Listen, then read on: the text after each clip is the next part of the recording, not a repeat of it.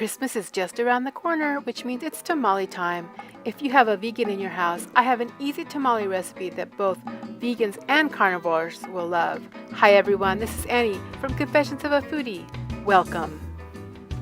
Today I'm using corn husks or hojas de maíz to wrap our chorizo and potato tamales in.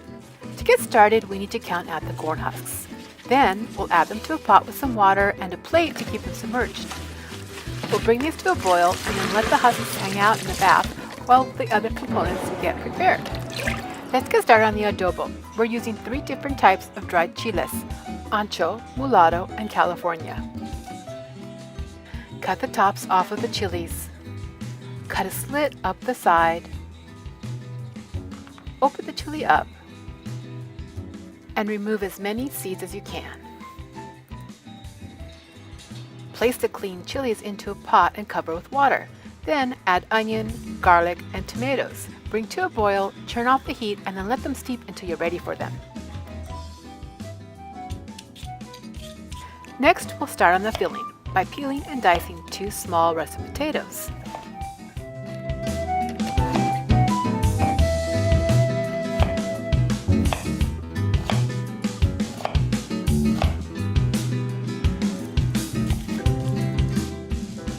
Finally, dice half an onion.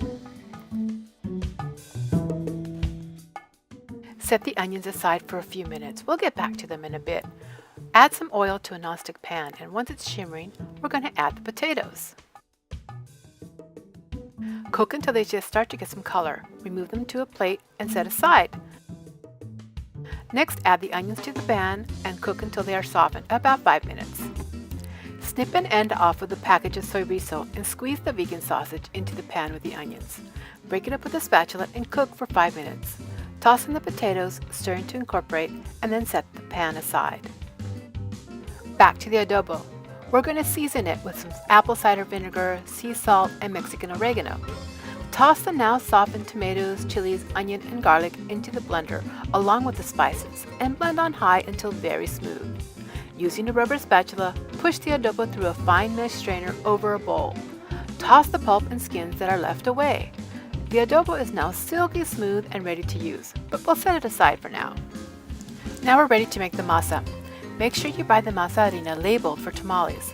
The grind is a little bit more coarse than what's used to make corn tortillas. Add this to a bowl and whisk in the baking powder. Add 1/3 cup of the adobo. Add some warmed vegetable stock to which you've already dissolved a couple of teaspoons of salt into. This ensures that the salt is evenly distributed throughout the masa. You want the masa a little on the salty side, as some of the salt will leach out during the steaming process.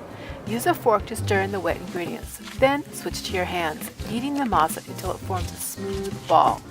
Divide the dough into 4 pieces and set aside to fully hydrate.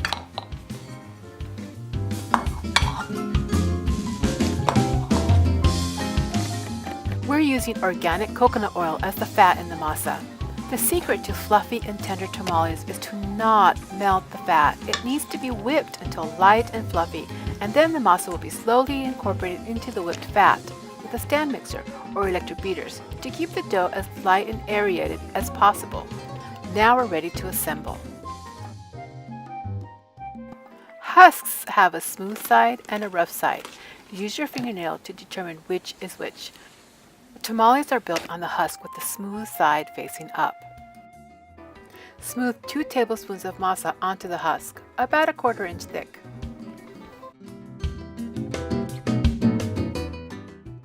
Add some of the chorizo filling to the tamale. Then spoon on some of the adobo sauce.